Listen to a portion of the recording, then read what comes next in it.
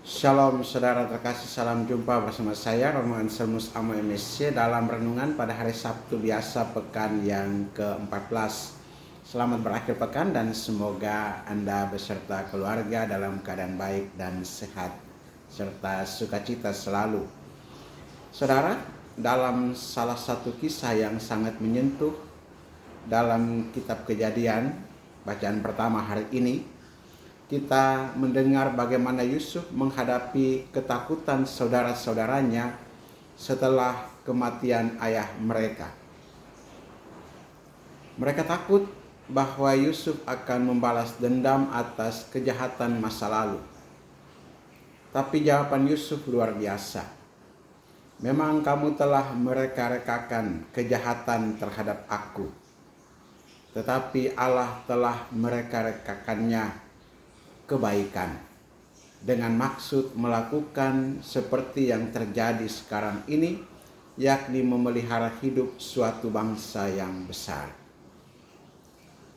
Ini bukan hanya kata-kata pengampunan, tetapi juga pengakuan mendalam akan penyelenggaraan ilahi.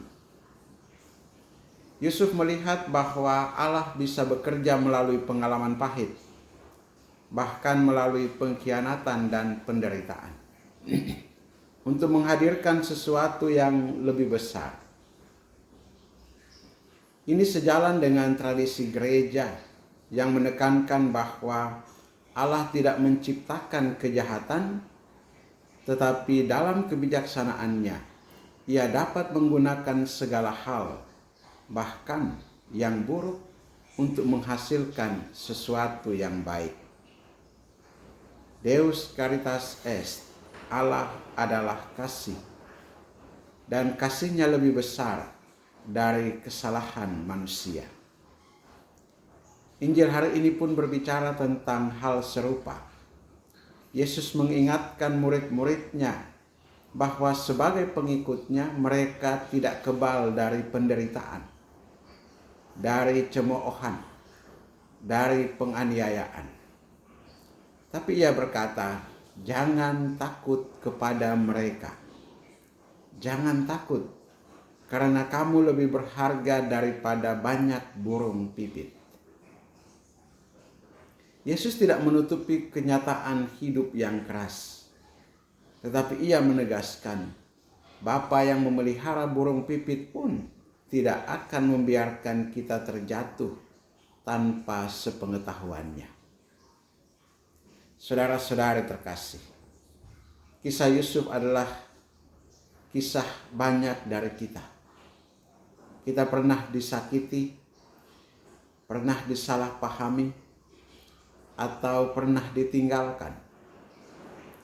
Tetapi hari ini kita diingatkan, Tuhan tidak pernah berhenti bekerja melalui luka kita. Yusuf bisa saja memilih jalan dendam, tapi ia memilih percaya. Ia bisa saja berkata, sekarang giliran saya membalas. Tetapi ia justru berkata, aku tidak menggantikan Allah. Dalam kehidupan sehari-hari, kita sering bergumul dengan luka yang belum sembuh. Namun renungan hari ini mengajak kita untuk meneladan Yusuf, mengampuni tanpa syarat, percaya bahwa Allah sedang bekerja, dan menyerahkan keadilan kepada Tuhan, bukan ke tangan kita sendiri. Dalam Injil Yesus menegaskan bahwa menjadi murid tidak mudah, tapi Ia meneguhkan kita, jangan takut. Ucapan ini muncul 3 kali dalam Injil hari ini. Gereja melihat ini sebagai seruan iman, bukan sekedar nasihat moral. Paus Yohanes Paulus II pun mengawali pontifikatnya dengan kata yang sama. Non abbiate paura. Jangan takut. Bukalah pintu bagi Kristus.